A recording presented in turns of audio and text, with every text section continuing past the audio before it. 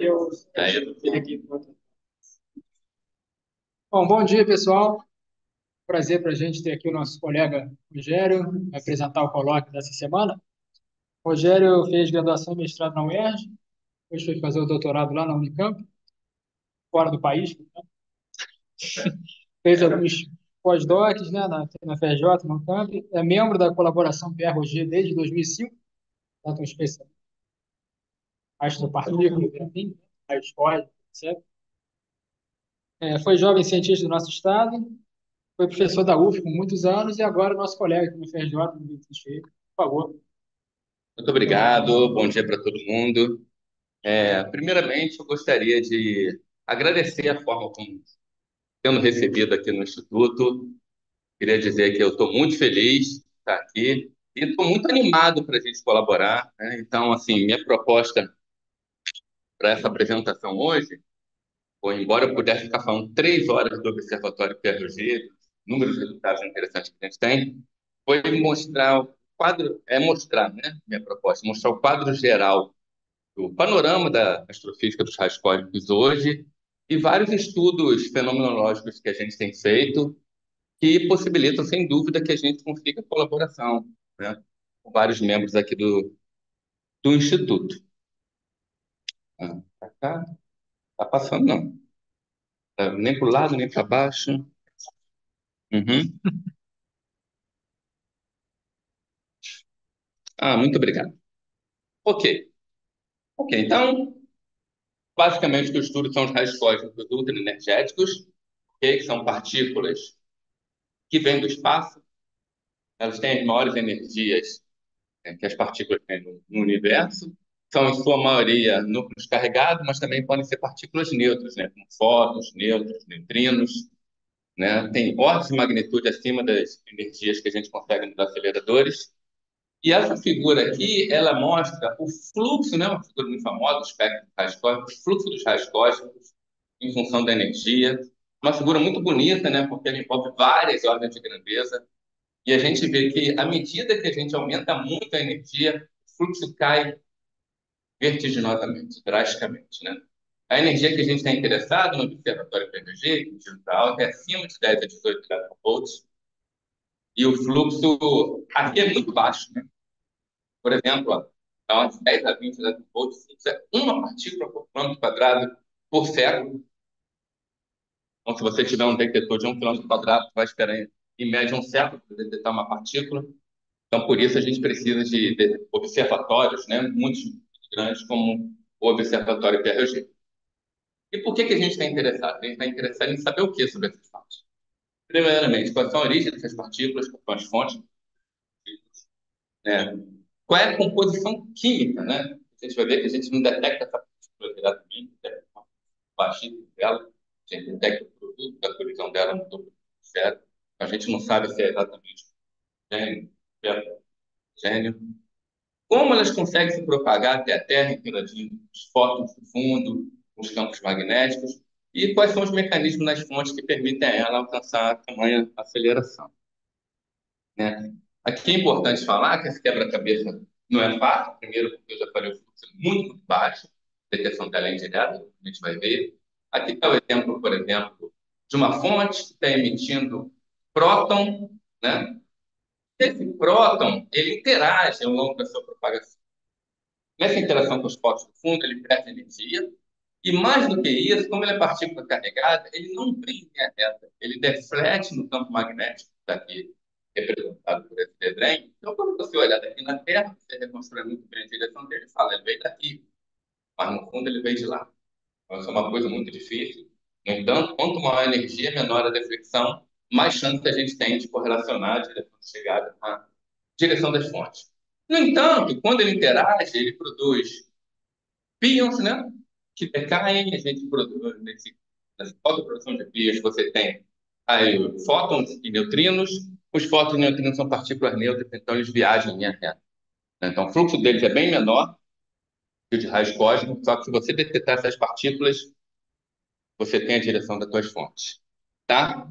Outra coisa importante é esse gráfico que está aqui, que diz o comprimento de atenuação em megaparsecs, em função da energia.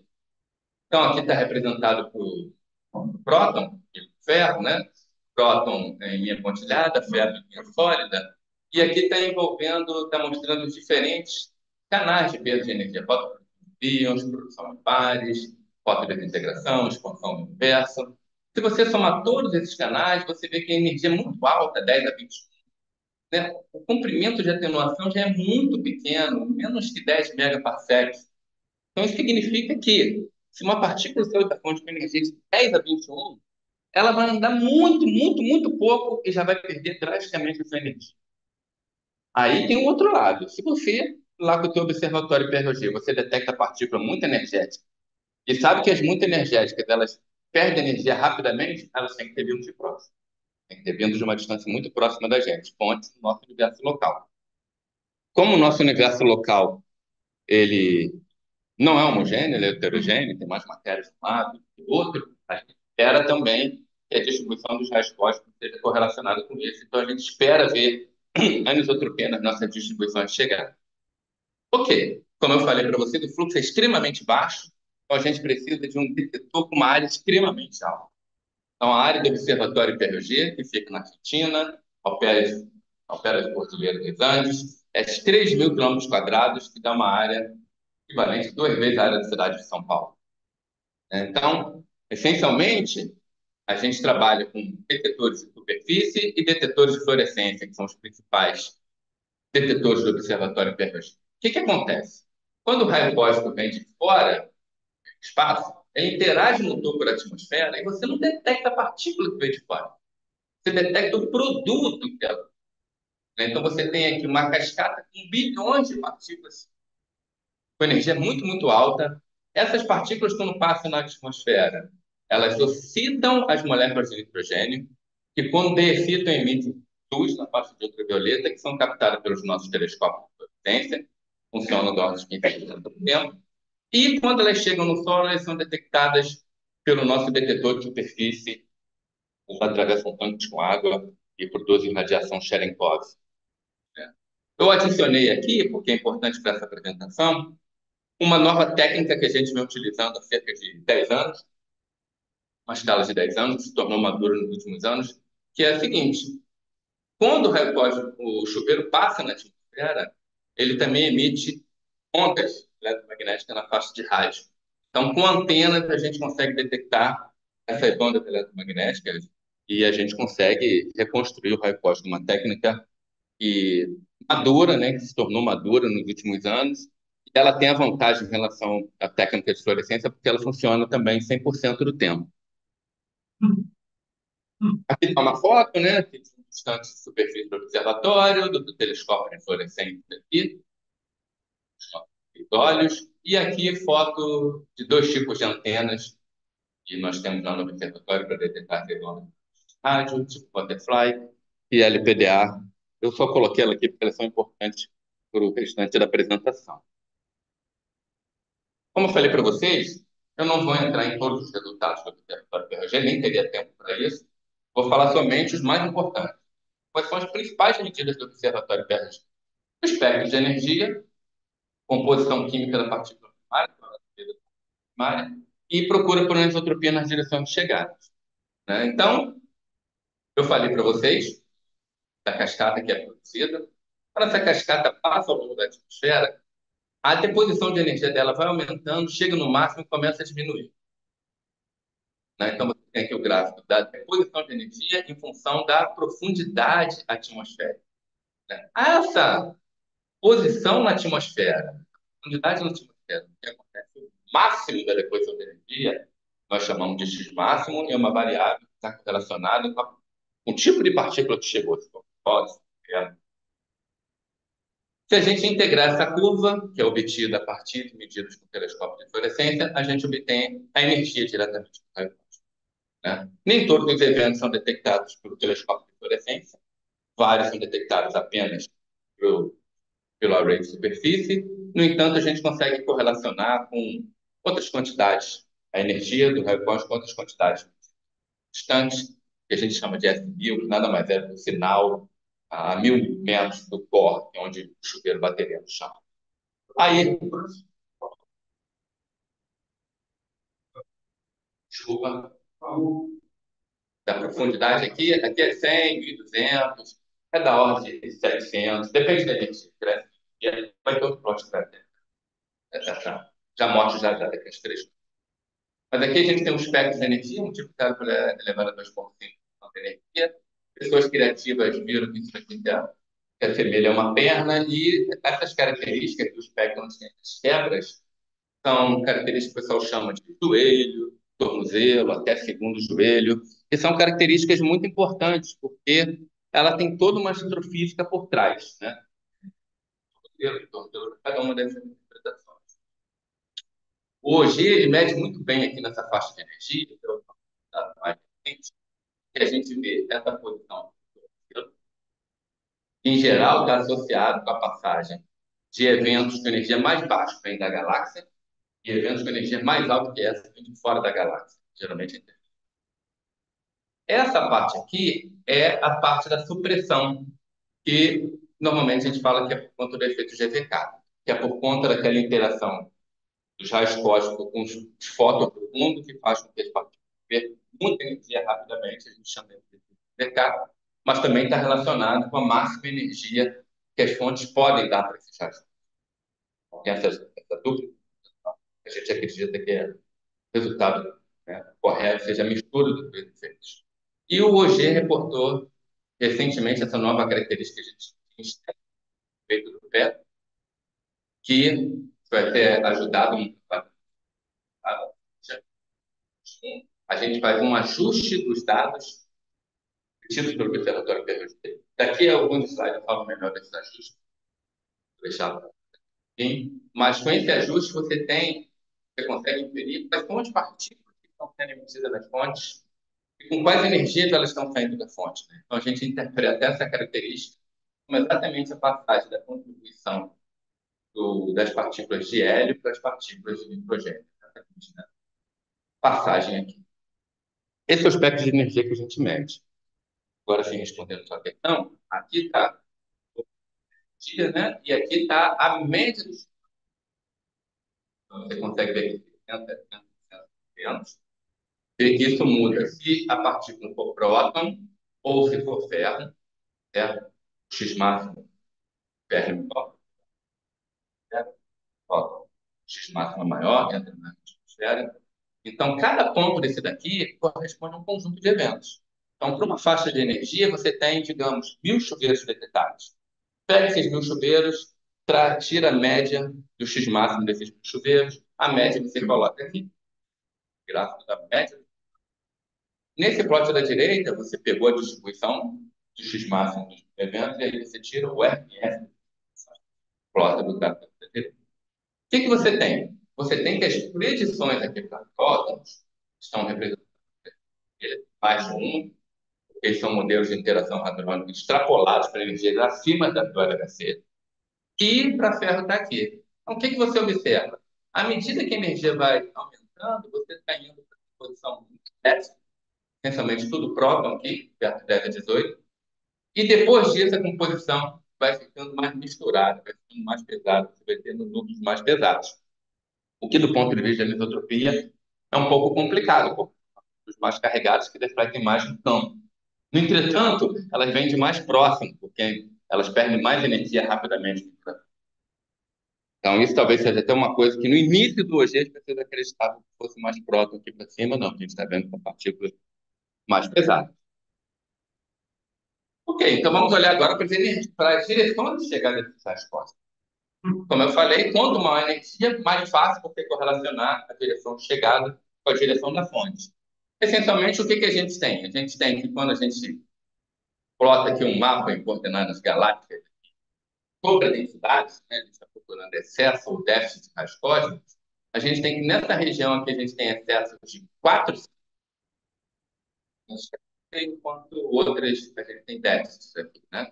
Essa região aqui é uma região onde está Centaurus A, uma das galáxias do núcleo ativo mais próximas da gente, 3 megaparsec. A significância dela no momento está em 4 sigma e pode alcançar 5 sigma talvez em 2015, 2025, 2026, pouco tempo. Isso daqui é quando a gente faz a procura cega, né, olhando por todas as direções. Quando você faz correlação com posição de galáxias de catálogos, o que a gente obtém é que o maior excesso é obtido para galáxias desse tipo, Starburst Galaxy, nessa escala angular, essencialmente porque ela captura esse modelo, o excesso que tem aqui, também o excesso que tem nessa outra região, aqui de baixo. E eles têm energia mais altas. No entanto, o resultado mais significativo que podemos ter é a observação de uma anisotropia dipolar acima de 8 eV. O que significa dipolar aqui para a gente? Né? Em analogia com um eletromagnetismo. Significa, o dipolo para a gente é excesso de eventos numa direção, acompanhado de um déficit de eventos na direção diametralmente oposta. Então, o que a gente tem aqui? O gráfico à direita mostra a taxa de eventos em função da ascensão reta. A ascensão reta é aquela coordenada que a gente usa, coordenada celeste, equatorial, relacionado ao ângulo azimutal em torno da Terra, né? Ou seja, quando a gente olha em ascensão reta de 0 a 360, a gente está olhando em todas as direções. Por que a gente faz em ascensão reta? Porque aí a gente não tem um problema que em declinação a gente não vê tudo. Declinação, essa outra variável, tem uma parte do céu que a gente não vê. É tudo. Então, quando a gente faz essa análise da taxa de evento em ascensão reta, a gente vê, opa, bem mais evento dessa direção do que da direção oposta. Né? A significância disso daqui, quando publicamos na Science, era acima de 5 sigma, hoje em dia já está em 6,9 sigma. Né? Esse resultado teve a colaboração significativa aqui do nosso, essencialmente em todos, isso foi em 2017, mas todos os papers em 2011, 2012, 2014, 2015, todos os papers anteriores que nós procuramos esse nome, esse sinal só apareceu, foi crescendo com o tempo, só apareceu em 2017. Então, esse artigo aqui tem uma assinatura muito grande aqui do nosso grupo no Rio, e ele mostra o seguinte, que a posição, mais interessantemente, ao máximo, é distante do centro da galáxia. Então, isso é um indicador muito forte de que os raios cósmicos de energia mais alta, eles vêm de fora da galáxia, como a gente já imaginava. Também, quando a gente separa isso em bins de energia, 8, de 8, 6, de 16 a 32, acima de 33, a gente vê que a amplitude do dipolo, que é a onda da central reta, ela cresce com a energia. E isso, se você for olhar os modelos aqui, tem modelo pode uniformemente ou de acordo com a matéria local, você vê que ambas as predições mostram que você esperaria que a amplitude do dipolo realmente crescesse. Por quê? Quanto maior a energia, maior é a contribuição das fontes que estão mais próximas. Exatamente por aquilo que eu falei lá no início. Partículas têm energia muito alta, elas perdem energia muito rapidamente. Então, elas não podem vir de longe, elas têm que vir de perto. Quanto mais alta a energia, você está reduzindo o teu horizonte. Mais de perto tem que ver essas fontes, mais anisotropia você tem. Sim. Dois. Aham. Esse aqui? Esse?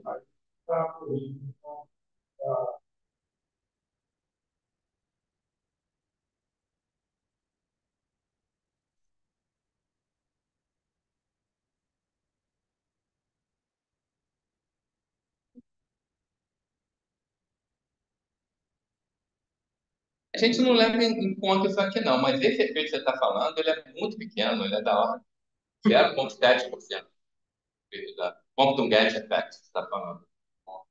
Mesotropia que resultaria por conta do nosso movimento em relação a um referencial das fontes que foram produzidas. Você assumir que as fontes estão produzidas com referência ao CMB, você esperaria uma anisotropia de 0,7. E aqui é muito maior, né? 7%.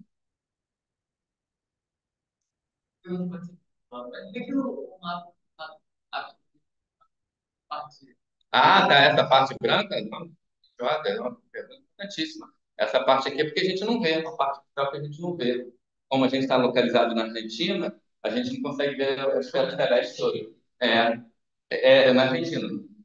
É na Argentina. Então a gente não consegue ver o céu todo. Tinha, muito tempo atrás, tinha um projeto de construir um OG norte, né? que terminou não dando certo.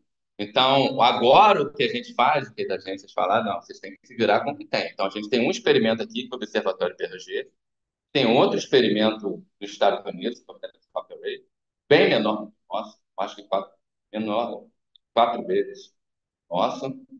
Só que o que a gente tem feito já há alguns anos é combinar os dados. Então, a gente, na verdade, também fico feliz por isso, porque foi o nosso grupo no Rio, eu e o João, a gente iniciou essa discussão. Então, o primeiro paper, a gente faz parte do Editorial desse paper de 2013, foi o primeiro paper que juntou dados de ambos os experimentos que nem se falavam antes. Então, do ponto de vista político, foi muito importante essa nossa atuação. E acho que meu último slide, se eu conseguir chegar lá a tempo, é o último slide para até falar uma coisa importante sobre isso. Porque a gente faz estudos de anisotropia, inclusive vê o dipolo, vê tudo. Mas tem um probleminha que é a escala de energia de um experimento, não necessariamente a escala de energia do outro. Então, tem uma incerteza na escala de energia entre os dois experimentos, que no meu último slide talvez tenha uma coisa que possa melhorar essa incerteza na escala de energia. Ok, outro gráfico importante é esse aqui, ó, vendo que eu mostrei para um bem de energia. Aqui você pode plotar amplitude de polo para vários bens de energia. Então, para cada bem de energia, você pega e traça qual é a distribuição da tua contagem de eventos dentro da seção reta. Você faz análise de Fourier, tira qual é a amplitude do dipolo, direção do dipolo, que a gente chama de fase, que é o que está aqui. Então, veja, aqui em cima, beleza. Então, os resultados que a gente falou agora. Entropia significativa, vem de fora da galáxia. A entropia mais baixa são muito, muito, muito baixas. Não tem nenhum resultado significativo quando a gente olha. Só que quando a gente olha as indicações do dipolo, olha que coisa interessante. A maior parte, se você for olhar, dentro das incertezas, vem de fontes, vem de direções, o máximo da caixa, vem de direções perto do centro da nossa galáxia. E aí ela tem salto para cima. Então a gente acredita que essa seja a região em que ocorre a transição de eventos. Abaixo dessa energia, os eventos vêm da nossa. Acima dessa energia, os eventos estão vindo de fora da nossa galáxia.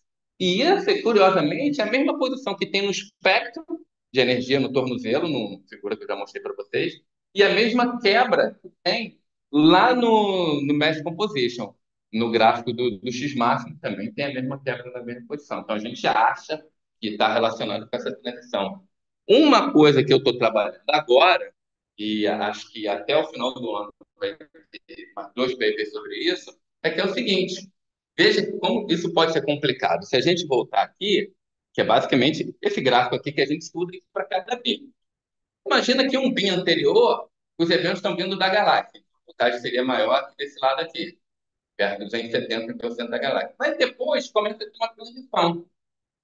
Começa a vir de fora da galáxia. Então você está imaginando que vai ter uma região que vai ter eventos, devido à resolução de energia do teu observatório, que vão estar migrando de um BIM para o outro.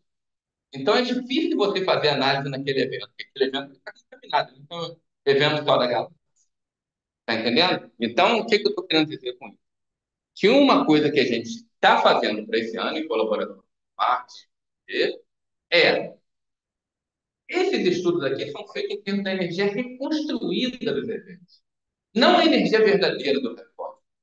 Então, a energia verdadeira do recorde entrou, passou para o efeito do detetor, é o que a gente reconstrói. Só que quando a gente reconstrói, tem essa migração de eventos de BIM para BIM, por conta da resolução de energia. Então, o que, que a gente vem trabalhando? Primeiro, em obter uma descrição da resposta do detetor nessa faixa de energia, que é muito baixa, a eficiência do nosso detetor não é 100%, já conseguimos, é um artigo que já está em preparação. E outra é, uma vez que a gente tem essa resposta do detetor, é fazer uma análise em termos da energia verdadeira, né? Uma análise estatística de likelihood, que a gente injeta qual é a amplitude de pole, a fase verdadeira, que vai passar pelo detetor, migrar evento e a gente ter a contagem dos diferentes eventos. Então, esse é um caminho que a gente está querendo obter agora. Agorinha, a gente está preparando um paper reportando todas essas anisotropias em larga escala. Eu sou membro do comitê editorial desse paper. Em um mês, assim, já deve sair metido. Como eu falei para vocês, a gente trabalhou em todos os papers anteriores e a gente está contribuindo para esse paper, especialmente com a análise do Angular Power Spectrum, né? o ângulo Paul Spectrum, ele é uma quantidade que mede a correlação em várias escalas angulares diferentes. Por exemplo, L igual a 1 corresponde a um dipolo, uma escala de 180 graus. L igual a 2 a um quadrupolo, escala de 90 graus, octopolo, e assim por diante, né? Então, a gente, além de estar estimando, calculando nosso ângulo Paul Spectrum, a gente também está mostrando qual é o upper limit, o limite superior que está aqui em vermelho, desse ângulo Paul Spectrum. E por que isso é importante para a gente? Veja esse caso aqui, essa interpretação. Se você considerar cenários de duas fontes que têm densidades diferentes, você talvez poderia ver aqui vários pontos diferentes. Se você considerar, por exemplo, uma densidade de fontes 3 vezes 10 a menos 4, muito baixa, 3 vezes 10 a menos 4 fontes por megaparsec ao cubo. Quando você faz o cálculo do ângulo Paul Spectrum, você vê que tem um baita sinal de anisotropia. E quando você viu no teu resultado, não tem. Não tem. Esse gráfico da esquerda, desconsiderando os efeitos do campo. Você pode pensar isso facilmente, imaginando um caso extremo em que a densidade seja muito baixa. Você vai ter o quê? Uma fonte. Todos os radicais vão estar vindo daquela direção, uma baita anisotropia. Então, assim, à medida que você aumenta a densidade de fonte, 0,01 já começa a ter fonte baixa. Quanto maior a densidade de fonte, mais isotrópico vai ser a questão de chegada. Do lado esquerdo é desconsiderando o campo. E se considerar o campo, esse parâmetro perto? Então, aqui, duas dimensões. Então, foram feitas 1.000 simulações. Das 1.000, você plotou aqui quanto tem desse parâmetro, leva em consideração o campo extragaláctico e o comprimento de coerência do campo, em função do logaritmo aqui da densidade de fontes. O que você tem aqui? Você tem que dar duas simulações e um caso caiu aqui na direita. O que seria isso daqui? Seria um campo magnético muito alto e uma densidade de fonte muito alta. E por que não caiu aqui? Porque se tivesse essa situação, você não teria o dipolo que você mede acima de 8 eV. Então não cai nenhuma aqui, restringido. E aqui embaixo, por que não caiu? Porque se você tiver um campo muito fraco e a densidade muito pequena, o seu ângulo Paul Spectrum fica fora do que você mede. Então, com isso, você consegue restringir e aí você consegue ter informações astrofísicas tanto da densidade quanto do campo. Esse é um tipo de coisa que eu estou querendo exemplificar aqui, que eu imagino que a gente possa colaborar aqui. Vocês tenham ideias diferentes para essa interação da partícula, para o campo da partícula, com os Horais, por exemplo, com modificação, como esse resultado muda se a gente modificar o modelo cosmológico, teoria da relatividade geral. Então, isso daqui está no sentido de que você sempre observa esses gráficos pensando, caramba, o que eu posso fazer para mudar isso? Para testar essa hipótese. Tá? Outro resultado ainda nessa direção, da gente ver o que a gente pode contribuir, sabe, eu adoro futebol, apaixonado por futebol. E eu penso isso daqui como um jogador troca e faz seu primeiro gol. Né? Esse aqui é o meu primeiro artigo aqui na FRJ, é legal, foi publicado agora em maio. Não é um artigo do Observatório PRG, ele foi em colaboração com a Angelina, com a Kei Fang e com o Rafael, que está em Paris. A Kei Fang e a Angelina, ela é americana, essa daqui é chinesa. E qual a ideia desse artigo? A ideia desse artigo é que, em geral, as pessoas consideram discriminadamente que onde tem produção de raios gama, as fontes estão produzindo raios gama, portanto, fótons de energia muito alta, também produzem raio cósmico. E utilizam isso como um proxy, como um indicador. Né? Então, beleza, ó, aquela fonte ali foi detectada pelo satélite Fermi, com muitos fótons de altíssima energia, raios gama. Vamos olhar para lá e procurar, porque deve ter raio cósmico lá. E o que a gente fez aqui nesse trabalho foi, novamente, fazer um fit dos dados do OG para inferir quais são as composições que estão saindo das fontes, qual a energia com que elas estão saindo. Já falo um pouco mais sobre isso. Tá? E a gente injetou esses eventos nessas fontes de raios gama detectadas pelo Fermi. Qual o resultado? O resultado é que quando a gente faz isso, a gente teria uma anisotropia dipolar muito maior do que observada. A gente observa 7%. Teria de anisotropia de 33%, 74%. E esse é um resultado muito curioso. Portanto, A gente mostrou nesse artigo que as fontes de raios gama são insuficientes para levar em conta a produção de raios cósmicos, né? Então, provavelmente, ou os raios cósmicos estão produzindo em fontes que são fracas em gama, não emitem gama, ou tem fontes que não foram resolvidas pelos atuais experimentos, né? Então, a gente está muito contente. Gravou de novo aqui.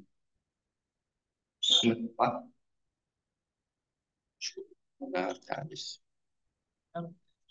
Cara, obrigado, viu? A gente está muito feliz. Esse artigo tem tido uma repercussão interessante. Veja que ontem, né, ele foi destacado aqui pela Agência Astronômica Americana, né, como um destaque desse artigo, que isso realmente é uma coisa que as pessoas usam indiscriminadamente. Não, então vamos imaginar que o fluxo de raios cósmicos é proporcional ao fluxo de gama. Só que isso não dá certo, né? E aí, pensando nisso, esse caso especial desse artigo que a gente fez, ele tem uma fonte próxima, que é um Blazer Markarian 421, que é um Blazer, então, portanto, o jato está apontado para a Terra, jato de raio está apontado para a Terra. Então, quando você faz e coloca que os raios cósmicos são proporcionais ao fluxo, você espera que venha raio cósmico a dar com pau, muitos raios cósmicos dessa Markarian 421, que está mais ou menos 150 megaparsec. E você não vê. Se você botar o raio cósmico nessa fonte com fluxo proporcional ao raio gama, você tem anisotropia que você não observa no PRG. Acho que é 150. 150.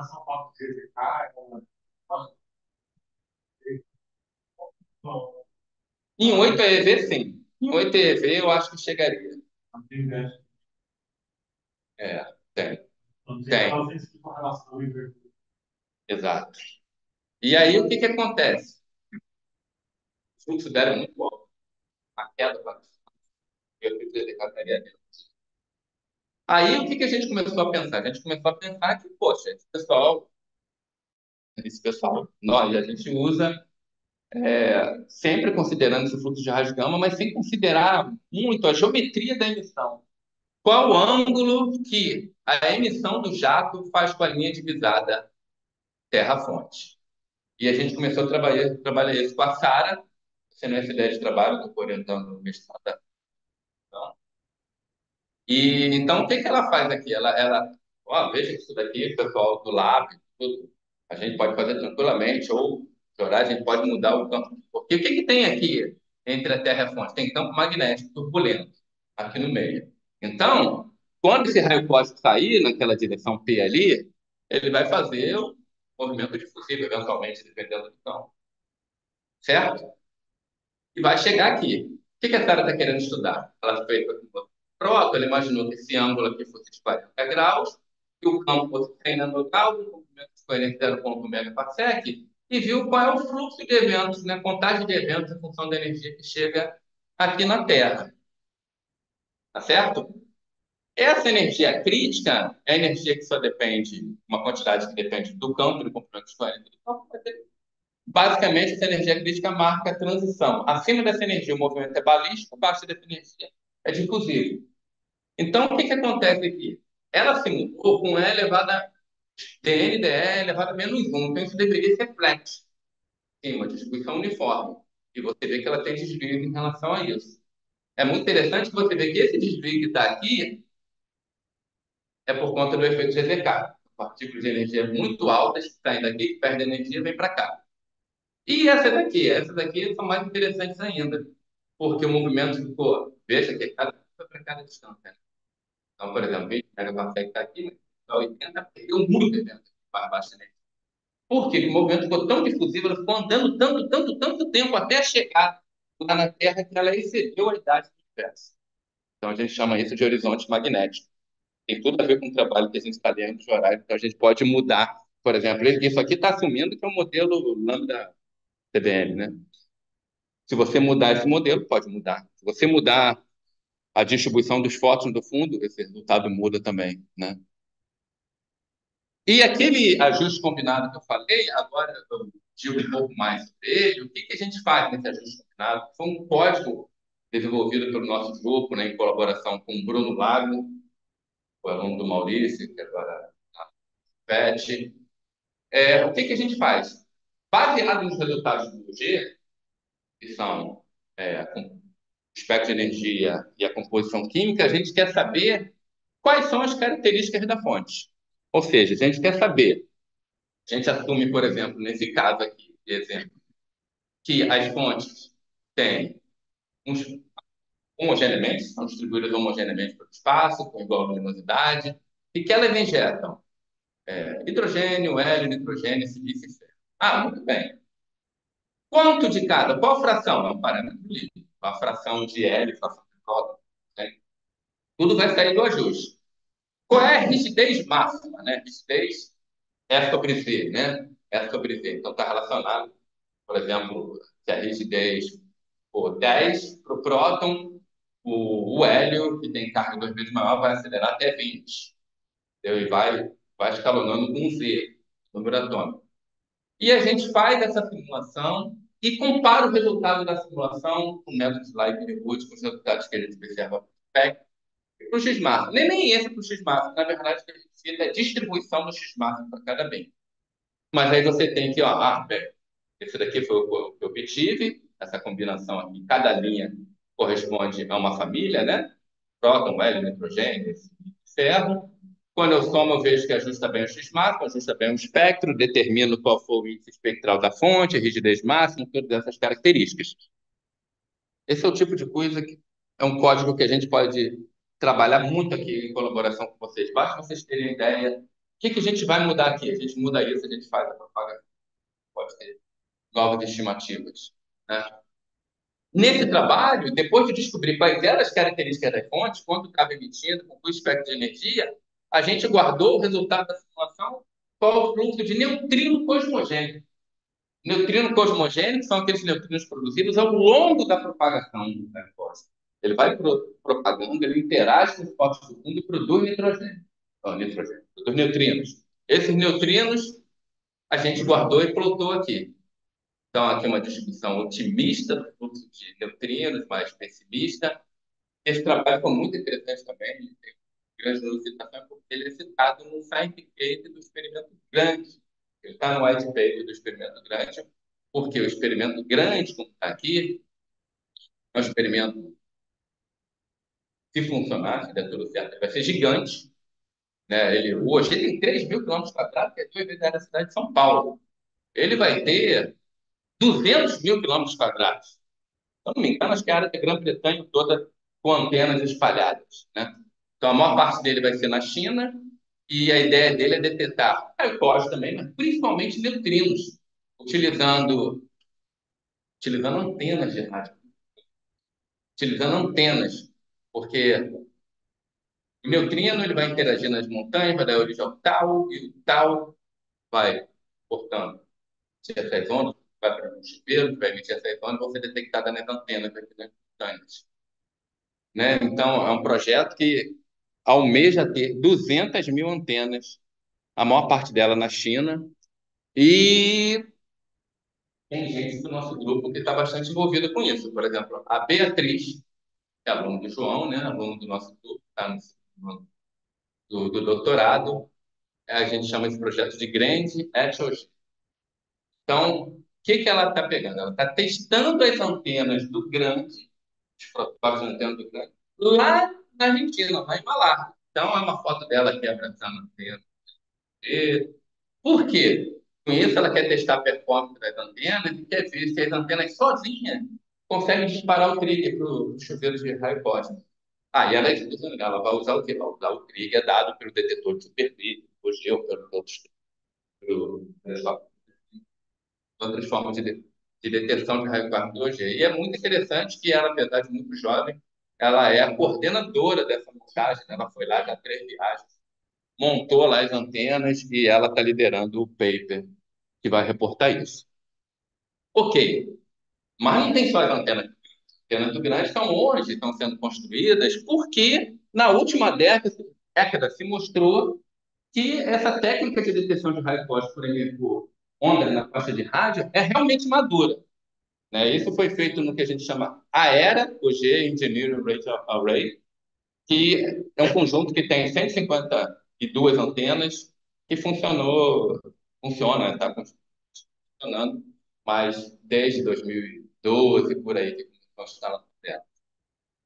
Então, a gente já tem alguns resultados importantes de física do AERA, e um resultado muito interessante, que a gente está produzindo o paper agora, foi obtido pelo Diego, foi meu aluno de doutorado na UF, agora é pós-doc aqui na FRJ, que é um problema super importante de você calcular a calibra, você calcular, calibrar a antena, né? Isso é uma medida super importante. Por exemplo, tem, na verdade, 2 volts. Quanto que a tua antena vai medir? Vai medir 2,1? Vai medir 3 volts? Então, é um sinal super importante. E ele é tão importante que ele impacta diretamente na medida do raio cósmico, que é a coisa mais importante que a gente tem. Então, o Diego, ele andou calibrando essas antenas. Como?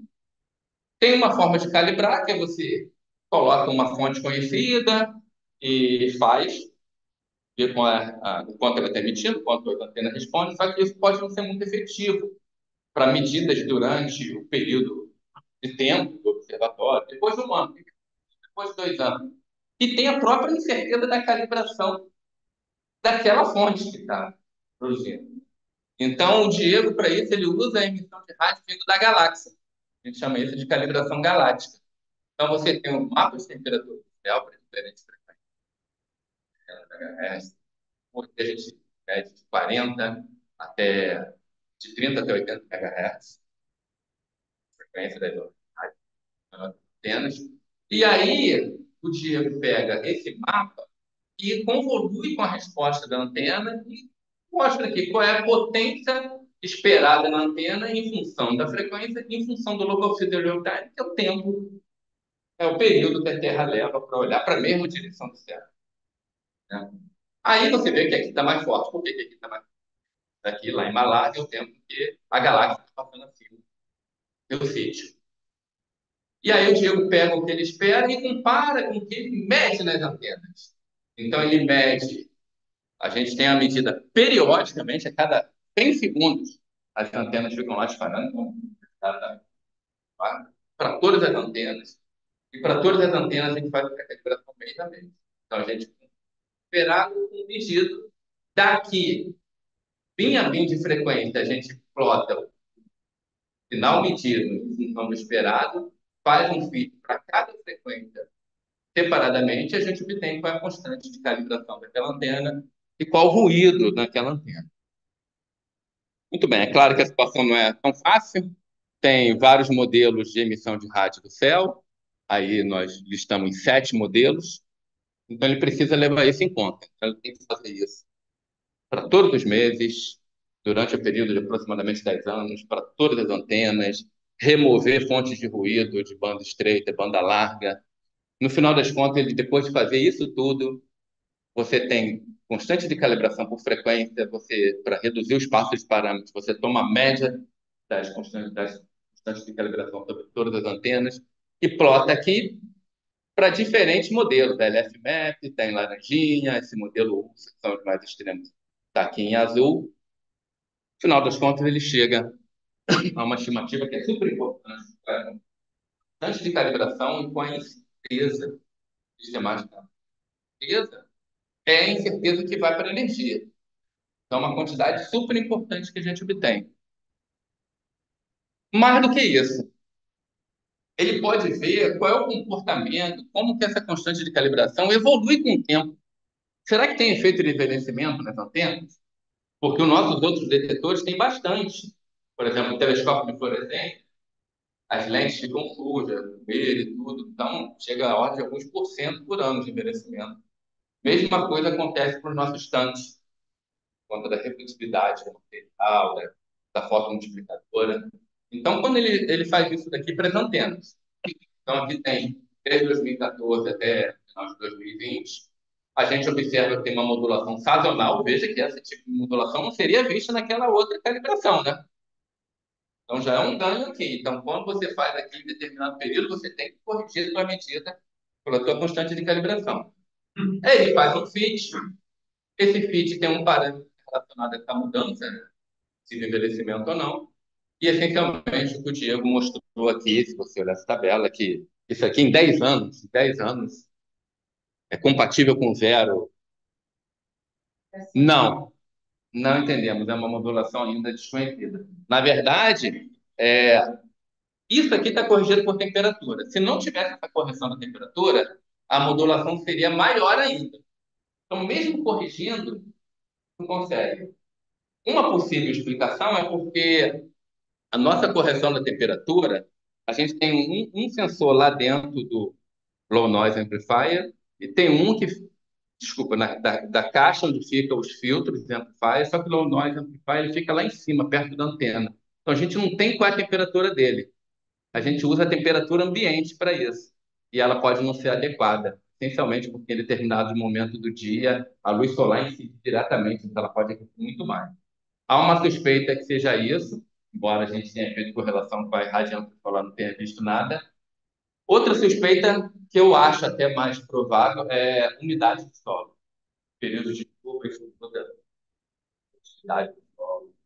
Mas tem até outras também que eu estou investigando. Mas a gente vai assim mesmo, vai. Esse paper vai ser publicado dizendo que essa é uma modulação que a gente não sabe a origem. Mas pode ser até, se eu estou falando, ninguém sabe.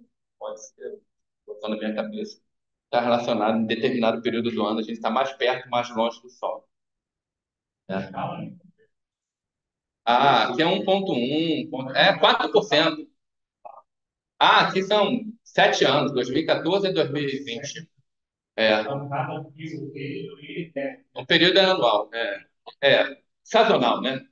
No inverno vai lá em cima, no verão vem aqui embaixo. No hemisfério sul, né? Exatamente. O período que calcula aqui, que sai do FIT, é exatamente isso. E, enfim, isso pode ter a ver com essa periélio. Não porque está correlacionado com o Sol, mas os raios cósmicos, sim, estão correlacionados com o Sol. Porque quando está mais perto do Sol, o campo geomagnético, o campo do Sol, magnético do Sol é maior, então isso muda. O fluxo de eventos, o fluxo de raios cósmicos, energia é mais baixo. Mas isso é especulação, gente, eu não sei.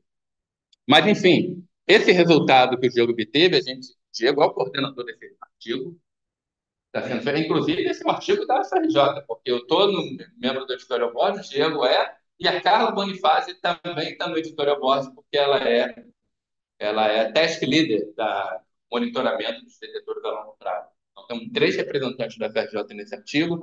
Então, e além disso, esse resultado vai para outro artigo que é a calibração de energia. Desculpa, para a escala de energia absoluta em rádio. Então, são 2 artigos que vão sair esse ano. Ok, tem as 2 partes documentadas. E, eu acho, umas 2 coisas para comentar. A primeira, foge um pouquinho de hardcore, as 2 vão fugir, eu acho. A primeira é a seguinte: o Diego, fazendo esse estudo da calibração, muito trabalhoso, fez um tempo, um período, é muito ruído, de várias origens diferentes, ele notou uma coisa. Ele precisa limpar os dados, né? Pode ter ruído. Ele notou que lá em 2014 tinha um ruído muito grande que a gente não sabia de onde vinha, perto de 30, 35 MHz. Estão vendo aqui? Aqui está escrito aqui, muito pequenininho, que é 2 vezes o sinal da galáxia. Ruído muito alto. E aqui em 2022, 5 vezes, está fortão. Aí ele foi olhar com mais calma e viu, 2014 tinha ruído, 2015 tinha ruído, 2016 tinha ruído, 2017 desapareceu.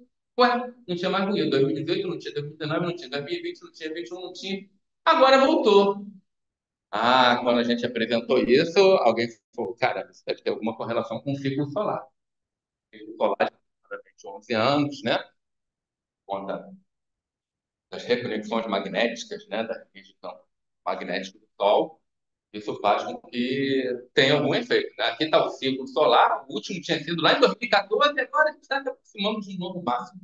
Como vocês devem ter acompanhado, né? Várias notícias de aurora boreal do Rio, né? Mas beleza, e qual é o mecanismo físico para isso? Não sabemos. O que acontece no Sol para isso? Aí a gente foi estudar isso um pouco mais a fundo. E a gente observou algumas coisas. Aqui está o modelo aqui do Solar Radio Bus, modelo geral. O que acontece é o seguinte: devido às reconexões magnéticas aqui do campo magnético do Sol, há eventualmente emissão de radiação e há um fluxo de partículas. Vejam essas partículas aqui que estão indo na direção da superfície do Sol. E tem outras que vão para longe da superfície do Sol. Isso é um plasma. Então, a emissão de onda eletromagnética do plasma depende da densidade do meio. De tal maneira que, quando essas partículas estão indo para a superfície do Sol, elas enfrentam meios mais densos e emitem frequências mais elevadas, raios-x, raios gama. Essas que estão indo para fora, esse plasma passa num meio com densidade menor e, portanto, emite em frequências de rádio. Pode emitir em frequência de rádio. É isso que a gente chama de solar radio burst, que é a emissão da explosão em rádio. Muito bem. A primeira coisa que a gente viu foi o seguinte, que essa emissão em raio-x nos afeta diretamente.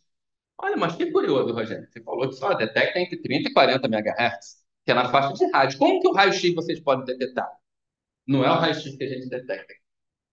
É um fato indireto do raio-x. Porque o raio-x, quando vem, se ele interagir nas camadas mais altas da ionosfera, ele vai mudar isso que está chamado aqui de MUF, que é a máxima frequência utilizável para comunicação com ondas de rádio. Em suma, o que isso quer dizer, resumindo a história? Se você emitir onda de rádio numa fonte terrestre, com uma frequência abaixo dessa frequência crítica, a tua onda é refletida na atmosfera. Livros clássicos que a gente estuda aqui na própria graduação. Se a tua frequência for acima dessa frequência crítica, a tua atmosfera é transparente, você vai embora. Tua onda vai embora. Só que o que acontece é o seguinte, em períodos de maior atividade solar, tem mais emissão de raio-x, afeta mais o nível de ionização da atmosfera e isso, eventualmente, aumenta essa tua frequência de corte. Então, todo mundo achava, antes do Diego, que lá em Malargue nós estávamos em saltos disso. Ah, 8 MHz estão acima da frequência de corte, não vai ter nada disso. E mostramos que isso não é verdade. Porque dependendo, se for perto de um período de grande atividade solar, a quantidade de raio-x faz com que essa frequência, que antes pudesse ser 30, portanto não nos afetaria, que ele tivesse passe a ser 40. Se essa frequência for 40, a gente vai observar sinal. De onde? De fontes terrestres. Então, aquele ruído que o Diego observou, ele é de fontes terrestres, não vem do Sol. Feito do Sol, mas não é vindo diretamente do Sol, é feito indireto. Então, aqui, por exemplo, esse gráfico aqui é só desse MUF, frequência crítica. Está em megahertz, sabe? 10, 45, 40 já começa a ficar em vermelhinho, tá vendo? E aqui tem a frequência crítica. Isso daqui tem função do tempo, né? E aqui em hora local sideral. Então, isso daqui, essas curvinhas assim, estão relacionadas a dia e noite, dia e noite. Estão mudando. Então, o sol está acima. Mas aí, quando você compara o sinal que você mediu nas duas antenas, subtraído do background galáctico, você vê que onde a tua frequência crítica é maior, você mediu o sinal maior entre 30 e 40 MHz. Isso está claro para a gente. Além disso, pode ter outro efeito. Se essa radiação estiver em nível muito elevado, se ela interagir com as camadas mais baixas da ionosfera, são mais densas, o que acontece é que agora a onda não é mais refletida. Ela fica absorvida ali, por conta da interação com os vários rios. Ela fica absorvida e você tem um fenômeno de blackout. Então, simplesmente o sinal que alguém emite na Terra pode desaparecer. E isso acontece mesmo. Alguns anos atrás teve um terremoto no México. Eles avisam do terremoto por ondas de rádio, mas por azar foi no mesmo instante que ocorreu uma explosão solar que causou um blackout e essa comunicação não foi feita. Então, tem problemas de comunicação com satélites. Vocês viram que o Elon Musk estava muito preocupado lá com a rede de internet dele. E isso a gente consegue ver nos nossos dados? Seria um fator indireto também. Vou mostrar que sim. E também a gente pode ver solar radio burst diretamente. Então, assim, a variação na máxima frequência utilizada no blackout vem de partículas que vão para a superfície do Sol.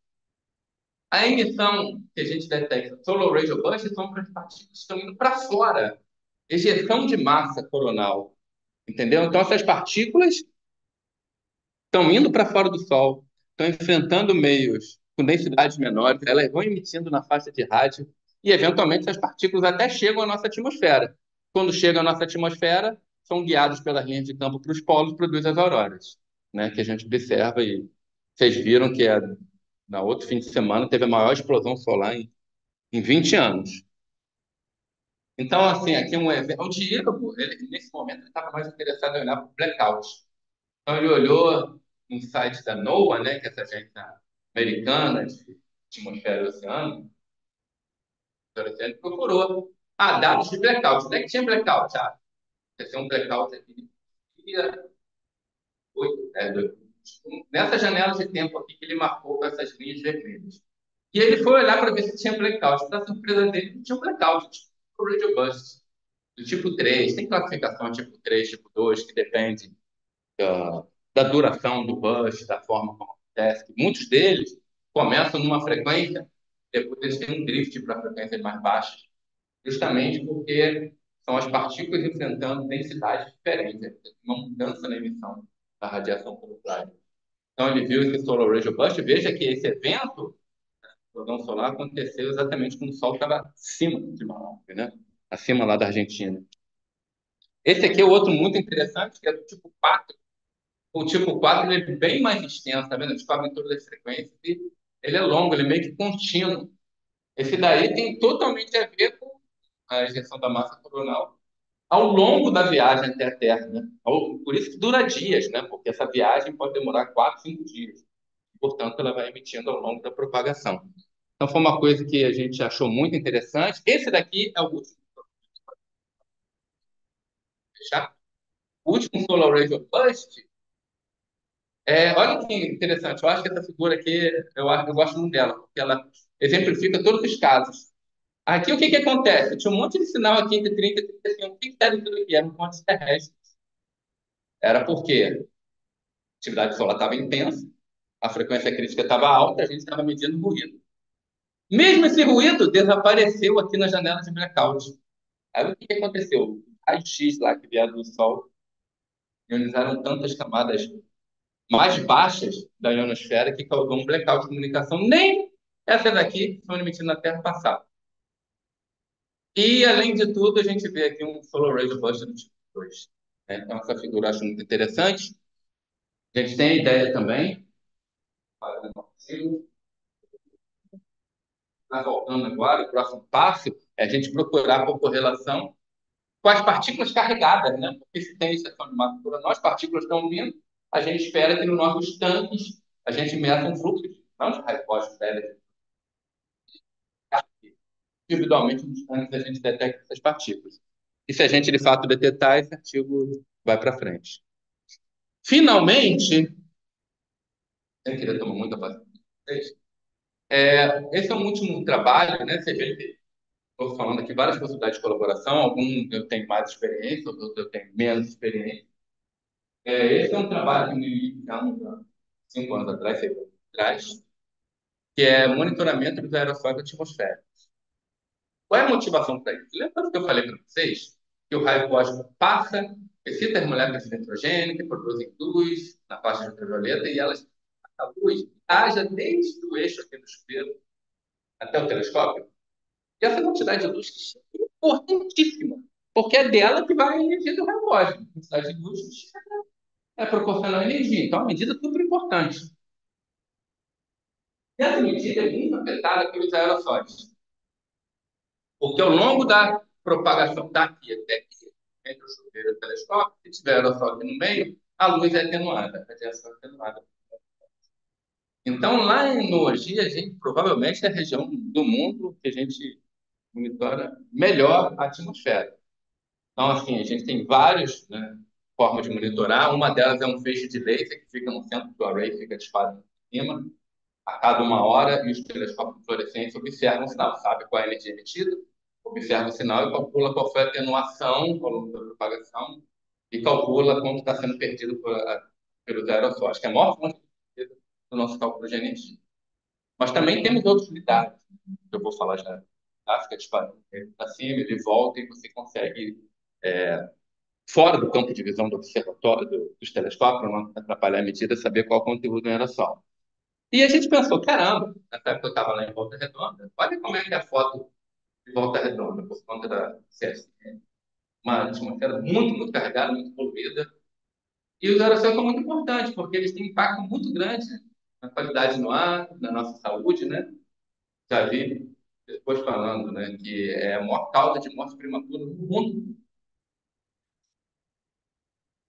Influencia no aquecimento global e na visibilidade atmosférica, né? Ó, a gente, nesse momento aqui da história, a gente estava interessado em, poxa, vamos ver como é que está a poluição em Volta Redonda. Então, a gente fez um projeto para isso, meio sem saber de onde que a gente ia tirar o lidar, né? O que que é o lidar? Que eu estou falando do lidar, deixa eu explicar como é que funciona a técnica.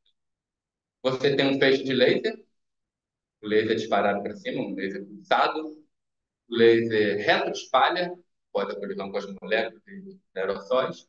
Quando ele volta, ele é captado aqui no telescópio. Aí o que que você tem? Você tem intensidade, detetor, tempo, mas como você sabe pela velocidade da luz, pode converter tempo em distância, né? Então, você espera o seguinte, que onde tem um pico, é que tem um obstáculo ali naquela atmosfera que tem aerossol, né? Então, em 2018, a gente conseguiu uma parceria com o IPEM, nacional, que fica lá dentro da USP, e a gente levou lá para Volta Redonda esse equipamento aqui, que é um unidade tático, Freematics. Aqui minha colaboradora Silvânia, outros colaboradores também, a gente hoje, não só em Volta Redonda, mas também na cidade de Lorena, né? Eu tirei essa foto aqui, veja que eu não sabia nada, estava super empolgado, porque vocês não estão vendo direito, mas aqui tem um pico enorme, né? Falei, caramba, tem um aerossol muito grande, essa atmosfera está muito poluída, só que era nuvem, a nuvem. A gente vai aprendendo com o tempo, né? Então, era a nuvem que tinha aqui. Então, a gente, né, o sinal que você mede no lidar, ele depende do teu coeficiente de retroespalhamento, nós, coeficiente de retroespalhamento devido às moléculas, e também do coeficiente de extinção da velocidade desaparecendo dos aerossóis, por conta das moléculas. Das moléculas é bem descrito pela teoria de Rayleigh, a gente consegue calcular bem. E aí a gente, a partir das medidas que faz, é a medida que a gente fez. Cai, o sinal cai para quadrado, então, que a gente chama de vector, né? É o nosso sinal, veja que aqui a gente só está para cima, né? Só está na vertical, então aqui a contagem do tempo, veja do que está passando aqui em cima, em função da altitude. Então, vê aqui que nesse caso tem várias plumas aqui, várias camadas de aerossol passando. Aqui são nuvens, tá vendo? Aqui são nuvens que desaparecem. E a gente inverte, tá? Para obter exatamente qual é esse coeficiente de retroespalhamento ou de extinção. E você vê qual é o teu conteúdo de aerossol lá, né? O que a gente observou para esse é que lá em Volta Redonda tinha picos, né? E aqui o retroespalhamento. O pessoal gosta de colocar assim, veja que ele tem picos, né? Que pode estar associado à própria emissão siderúrgica, uma coisa que a gente vai analisar mais. Aí a gente também aprendeu com isso, usar um código que faz a retropropagação das trajetórias, da retropropagação da massa de ar. Então, a massa de ar que está aqui em cima. De onde é que ela veio, né? Utilizando modelos atmosféricos, medidas, né? GEDAS, Global Data. De onde que ela veio? E a gente fez essa retropropagação, via que para camadas mais elevadas vários pontos onde tinham focos de queimada, que são os pontos vermelhos que estavam aqui. A gente também com isso, nesse mesmo artigo, a gente colocou também resultados de medidas de vários anos feitos por satélites. Estou quase acabando. Isso lá,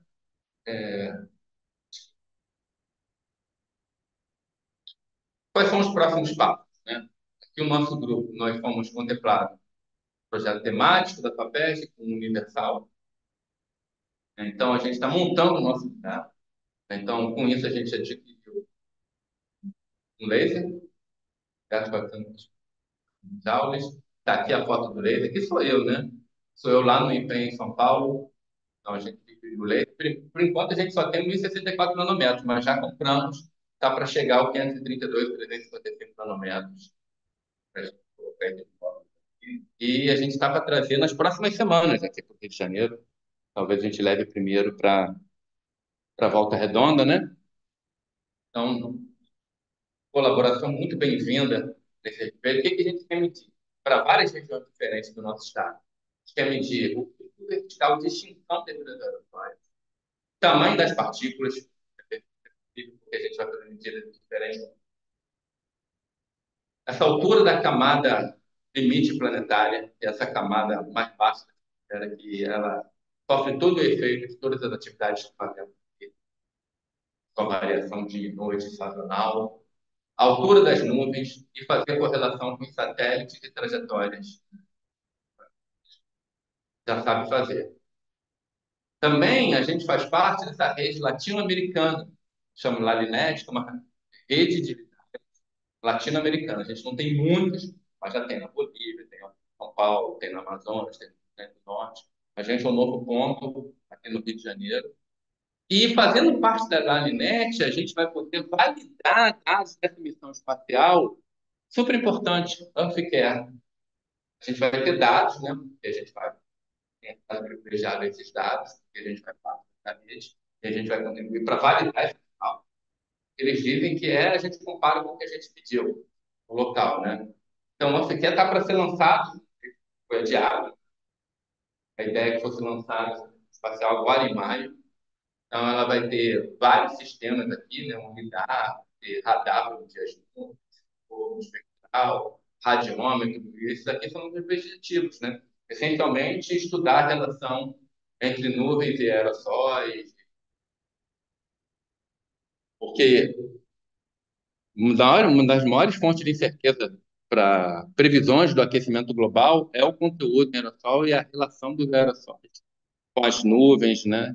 E nesse o papel que os aerossóis desempenham nesse balanço energético. Então, isso é uma coisa que a gente também está interessado em fazer. E, finalmente, esse é o meu penúltimo slide. Esse resultado é super interessante do Observatório PRG desse ano de 2024, que é a observação no solo de um laser do espaço. Então, eu falei da missão Amphicar, que vai entrar agora, antes da atividade Calypso, que a gente viu os dados do satélite Vega que a gente fez anterior, de volta redonda. E o OG, ele viu esse satélite a Elos. Esse satélite, ele dispara o lidar, mas para medir efeito Doppler e saber a velocidade do vento. E aí, muito curioso, alguém estava lá de noite para medir o raio cósmico de plantão, de shift, começou a ver que, de vez em quando, tinha um laser para baixo. Reconstruir, caramba, velho, o que está acontecendo aqui? Um laser de cima para baixo. O que está acontecendo? Depois de muito tempo, descobriram, caramba, é um satélite que passa aqui de tanto em tanto tempo. E aí, nós fizemos cara, medimos a energia, nossos preços aqui são as energias. Medimos a posição da trajetória no chão. Inclusive, a gente corrigiu um pequeno bug que eles tinham, um pouco mais de 1 quilômetro na posição deles, a gente mediu. E essa medida de energia também foi importante para eles, porque eles tinham também um problema de retorno de energia. E voltou. E aí, lembra que lá, quando o Nelson falou do Telescope Array, do Observatório do Hemisfério Norte, eu falei que tinha um problema da calibração de energia, talvez ele seja solucionado por esse satélite, né? Porque essa missão espacial, porque o que que acontece? Ela passa, nem essa daqui não passa, porque esse satélite aqui, quando passou lá no Telescope Array, não era no horário de noite dele, então eles não conseguiam medir com o telescópio de fluorescência. Só que o Earthcare vai passar num horário bom, para a gente e para ele. Então a gente vai poder medir, olha, eu medi. O Earthcare está falando que mediu, mandou nessa energia. A gente vai falar, quando passou no OG, nós medimos essa. Vocês aí no telescópio Array, medimos essa. Opa! Então aqui está a diferença de energia. Então, se a gente conseguir calibrar a energia dos dois experimentos, pô, vai ser fantástico. Aí a gente vai poder utilizar dados da esfera celeste inteira, que estava faltando um pedacinho, agora não está faltando mais nada. Isso vai possibilitar diminuir nossas incertezas em várias medidas, né? várias medidas. A gente tem uma discrepância muito grande no fluxo de EA, a gente tem divergências em relação à composição química. Então, isso vai ajudar bastante a gente nesse sentido. Então, só uma gracinha para fechar aqui. Uma gracinha que não é possível. Eu sempre que andei aqui na linha vermelha, eu vi que isso daqui é um espectro. Falei com o modelo um dia. Então, tive que pegar isso daqui, girar e botar aqui em cima, fechou mesmo? Então, assim, agradeço pela homenagem da FRJ ao espectro muito bonito, à escola. Desculpa pelo tempo e muito obrigado pela atenção.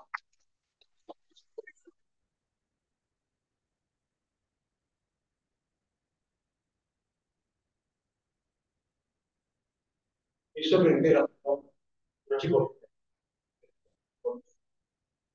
Dos prótons, dos prótons. Não totalmente, eu diria. A gente tem divergências em relação aos modelos, né? Por exemplo, o que a gente mede, os modelos preveem mais ou menos metade dos moons que a gente mede. Entendeu? Então, tem um déficit de moons que prevê os modelos hadrônicos. Então, isso é uma parte que não está totalmente compreendida, não. Entendeu? A parte calorimétrica, a parte eletromagnética do chuveiro, a gente entende bem. Só que essa parte hadrônica ainda não. Ou a gente entende que deve haver alguma falha nos modelos, os modelos ainda não são capazes de prever exatamente aquilo que eles.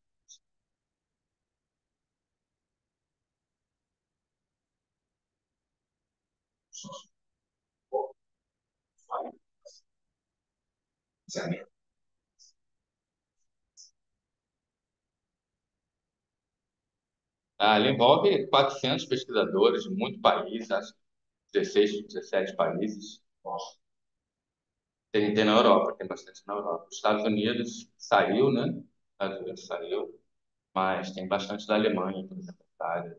Estão dizendo que a França está saindo também, eu não tenho certeza dessa informação. Estão comentando isso, mas tem 17 países. Sua pergunta foi ótima, né? Então, devido ao tempo, eu não botei nada do G Prime, né? A gente está passando por um processo de upgrade de detetores, né? O que que a gente quer com a upgrade de detetores? A gente quer, parece que eu combinei contigo. A gente quer melhorar a massa, a identificação da massa da partícula. Entendeu? Por exemplo, se você pegar os raios de energia mais altos, vocês viram que eles não são prótons, né?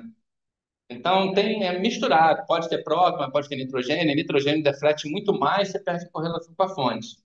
Então, será que a gente consegue medir melhor nossa composição química de tal modo que a gente possa separar somente os prótons?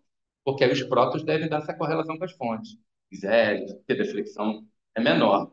Então, com o OG Prime, que é o upgrade do observatório, a gente está botando em cima de todos os tanques placas cintiladores, porque aí a gente vai ter mais de uma maneira de medir conteúdo eletromagnético de muons que chegam. E com isso, parando as simulações, né, tendo base em simulações, a gente vai ter uma melhor medida da massa das partículas. Também faz parte do upgrade a instalação de antenas de rádio em todos os tanques. Então, essa foi a nossa contribuição para o upgrade. Não, ninguém no Brasil tinha trabalhado com rádio ainda. A gente falou, não, o que que a gente vai fazer no upgrade? Vamos migrar para rádio. A gente fez com o Generator Array, que tinha 150 antenas, só que vão ter 1.600 antenas. Colocaram antenas em vários bilhetes. É nisso que a gente está trabalhando agora. Então, a gente espera que, melhorando a composição química, todas as nossas medidas melhorem.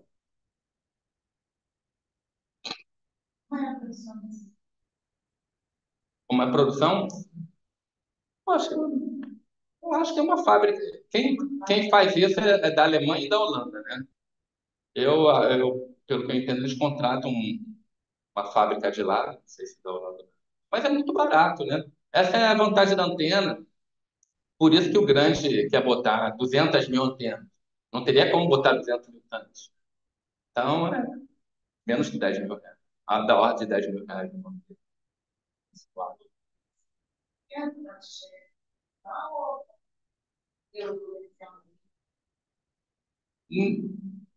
pessoal fez um projeto de qual que era, baseado nesse engineer array. Esse engineer array que o Diego fez tinha vários tipos de antena.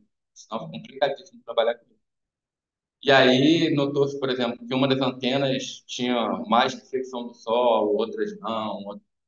Quando você faz Por exemplo, uma das antenas Butterfly, quando você faz a calibração do drone, a resposta direcional é diferente. Então, eu acho que é por conta da reflexão na própria caixa eletrônica. Então, houve o desenho para isso. Desenho, mas a construção, eu acho que não. Pode ser que sim, eu não tenho certeza disso. O pessoal do QAT, Cupertal e de Nine. Mas eu acredito que é uma empresa voltada para fazer.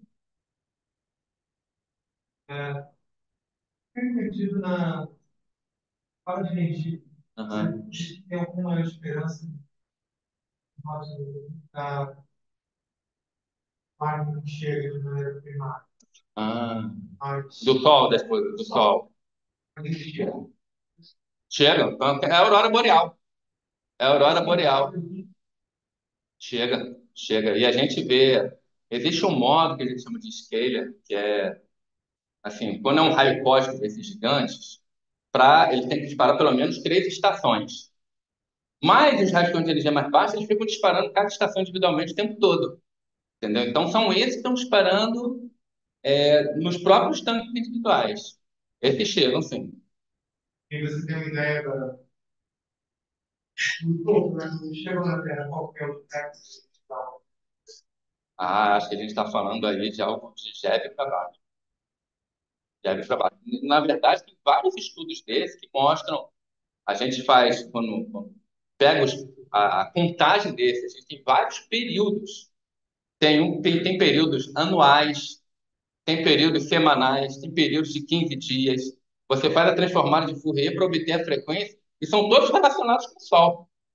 Quando está passando no PLL, no afélio, no ciclo de modulação do Sol, todos eles têm. Então a gente vê essas partículas, e a gente, inclusive, tem vários que a gente chama de cosmogel, experimentos, a gente vê assim, e a gente ainda não viu correlacionado em tempo com o Solar Radial Burst.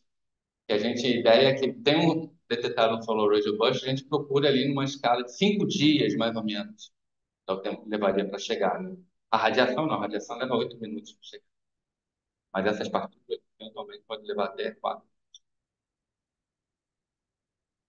Acho que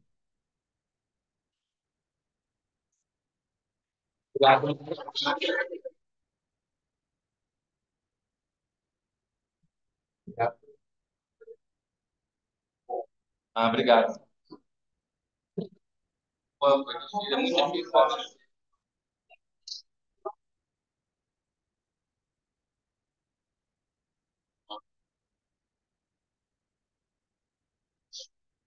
Mas paga. Sem vaga, não muda nada. Eles não reclamam.